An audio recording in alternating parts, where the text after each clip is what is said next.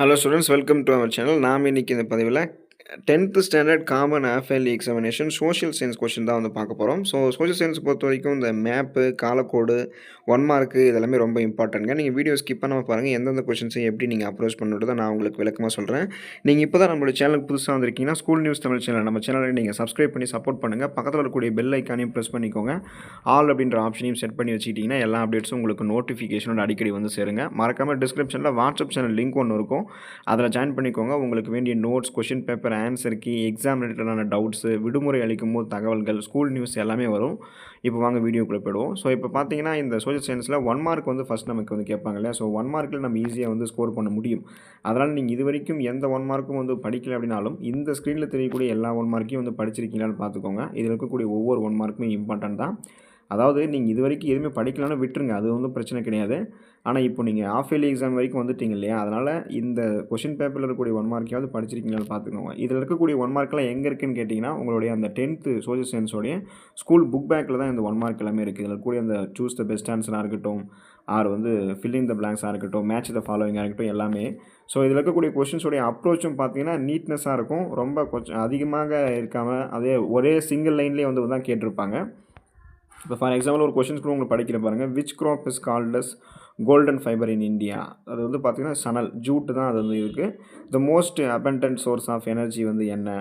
The wettest place in Tamil Nadu வந்து என்ன? How many times has the preamble to the constitution of India is amended? Preamble வந்து எத்தனை முறை வந்து திருத்தப்பட்டிருக்கு அப்படிலாம் வந்து கேட்பாங்க. அப்புறம் எம்சி மகன் லோபிஸ் இருக்காங்க இல்லையா? ஸோ எம்சி மகன் line is a border between McMahon line இருக்குங்க இல்லையா? அது வந்து எதுக்கு வந்து இந்தியா பார்டரில் இருக்குது? இந்தியாவுக்கா, சீனாவுக்கா, இல்லை இந்தியாவுக்கா, பூடானுக்கா? அதுமாதிரி நீங்கள் எழுதணும். அப்புறம் this is the only state in India to adopt universal PDS? அது எந்த state? Income tax was introduced in India for the first time in the year. In which இயரில் வந்து இன்கம் டேக்ஸ் வந்து இந்தியாவோட ஃபஸ்ட்டு இன்ட்ரடியூஸ் பண்ணாங்கன்னு எழுதணும். So இன்னொரு time கூட இந்த 1 மார்க் வந்து நாங்கள் ஷோ பண்ண பாருங்கள். 7ஆவதுலேருந்து 14 கொஸ்டினுக்கு தெரியுதுங்களா? அடுத்து வந்து 1ஆவதுலேருந்து 6ஆவது கொஸ்டினுக்கு உங்களுக்கு ஷோ பண்ணுறேன். ஸோ நோட் பண்ணிக்கோங்க. வீடியோ வந்து ஃபாஸ்ட்டாக போகுதுன்னு நினைக்காதீங்க. பாஸ் பண்ணி ஸ்கூல் புக்கில் நோட் பண்ணாலும் நோட் பண்ணிக்கோங்க, இல்லை ஒரு பென் பேப்பர் வச்சு நீங்கள் எழுதிட்டாலும் ஓகே தான். தென் பார்ட் 2 வந்தீங்கன்னா 2 மார்க் நீங்கள் எழுதணும். அதில் 28வது கொஸ்டின் வந்து கம்பல்சரி. ஸோ அந்த 28 கொஸ்டின் நான் லாஸ்ட்டாக உங்களுக்கு வந்து ஷோ பண்ணுறேன். இதில் இருக்கக்கூடிய கொஷின்ஸை வந்து படிக்கும்போது சாய்ஸ் விட்டு படிக்காதீங்க. படிக்கும்போது சாய்ஸ் விடாமல் எல்லா கொஷினையும் படிச்சுக்கோங்க ஆன்சர்ஸை. எழுதும்போது வேணால் நீங்கள் வந்து டைமுக்கு ஏற்ற மாதிரி உங்களுக்கு நல்லா எந்த கொஷின்ஸ் ஆன்சர் தெரிஞ்சிருக்கோ அதை எழுதுவீங்க. இதுலேயே நீங்கள் சாய்ஸ் விட்டு படிச்சுட்டு அப்புறம் அங்கே போய்ட்டு நீங்கள் மறந்துடுச்சு அல்லது கேட்கலன்னா நீங்கள் வருத்தப்படுவீங்க. அதனால் எல்லாமே படிச்சுக்கோங்க. ஒரு கொஷினை நான் படிக்கிறேன் பாருங்கள். நீங்கள் படிச்சிருக்கீங்களா இல்லை பெண்டிங் வச்சுருக்கீங்களான்னு பாருங்கள். படிக்கலன்னா படிச்சுக்கோங்க. Define dollar imperialism. Write a note on third world countries. Write a note on reforms of Ramalinga Adigal. What are the duties of Palayakkarars? Why was the Simon commission boycott? Simon குழு வந்து புறக்கணித்தது ஏன்? Name the areas which receive heavy rainfall.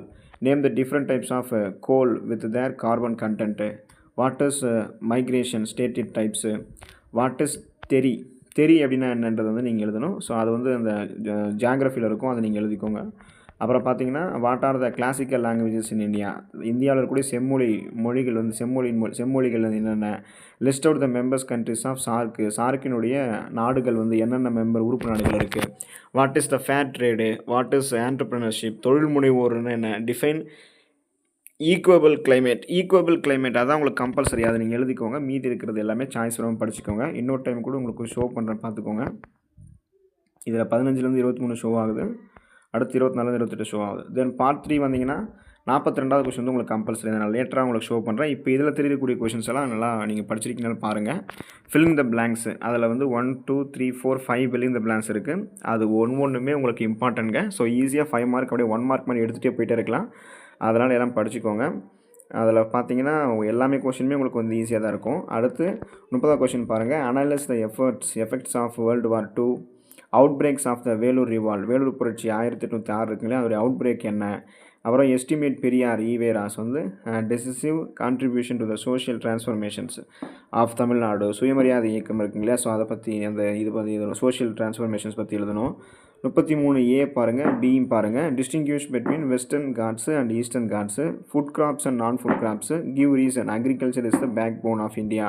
So இதை நீங்கள் எழுதிக்கோங்க. அது 34 பாருங்கள். Give an account on the major peninsular reverse.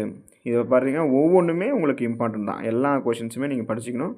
What is multipurpose projects and write about 2 multipurpose project of India. What is urbanisation, explain its problems, explain the salient features of the constitutions of India. What are the duties and functions of prime ministers of India. What are the methods of calculating gross domestic product, அதாவது GDP அது பண்ணுறது, அது எப்படி explain பண்ணணும். Right the structures of GST. அப்புறம் பார்த்தீங்கன்னா காலக்கோடும் மேப்பும் வந்து பார்த்திங்கன்னா ரொம்ப ரொம்ப இம்பார்ட்டன்ட் இல்லையா. ஸோ அதுதான் நமக்கு அதிக மார்க்கை உடனே கொடுக்கும். பட் டைம் லைனில் பார்த்தீங்கன்னா 1920 1940 வரைக்கும் ஒரு 5 இம்பார்ட்டன்ஸ் ஈவெண்ட்ஸை வந்து நீங்கள் அதை வந்து ட்ரா பண்ணணும். அடுத்து பார்த்தீங்கன்னா என்ன பண்ணணும்னா இந்தியா மேப்பு,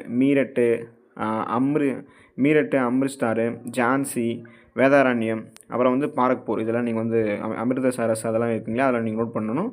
அதுக்கடுத்து பார்ட் 5ல் பார்த்தீங்க அப்படின்னா 8 மார்க் வந்து உங்களுக்கு வந்து கேட்டிருக்காங்க இல்லையா. ஸோ இதில் வந்து பார்த்தீங்கன்னா 8 மார்க்கில் ஆக்சுவலாக அது 8 மார்க், அது தப்பாக பிரிண்ட் ஆகிருக்கு.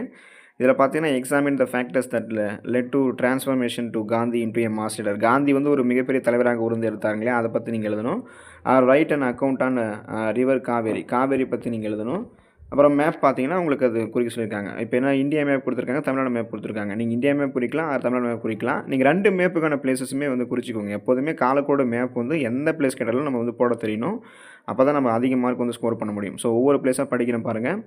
ஆரவல்லி மலைத்தொடர், K2 காட்வின் ஆஸ்டின், கோரமண்டல் அதாவது சோழமண்டல கடற்கரை, high population density area, Chota Nagpuri பீடபூமி, ஹை ப்ரொடக்ட் பாப்புலேஷன் டென்சிட்டி ஏரியானா மக்கள் தொகை அடர்த்தி அதிகமாக எங்கே இருக்குன்னா பீகாரில் தான் இருக்குது.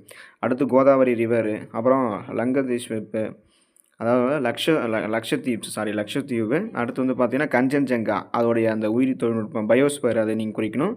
இல்லைன்னா தமிழ்நாடு மேப் வந்தீங்கன்னா தாமிரபரணி ரிவரு, அகத்தியர் மலை, அப்புறம் தொட்டபெட்டா, இந்த டெக்ஸ்டைல்ஸ் கேபிட்டல் ஆஃப் இந்தியா, தமிழ்நாட்டுடைய ஜவுளி நகரம் எது, Mettur dam, Thoothukudi, gulf of Mannar வளைகுடா, நெய்வேலி, இதெல்லாம் குறிக்கணும். ஸோ மேப்பு காலக்கூடலாம் படிச்சுக்கோங்க. நல்ல மார்க்கை வந்து 10th சோஷியல் சயின்ஸ்லேருந்து நீங்கள் ஸ்கோர் பண்ணலாம். All the best for your examination. Thank you students.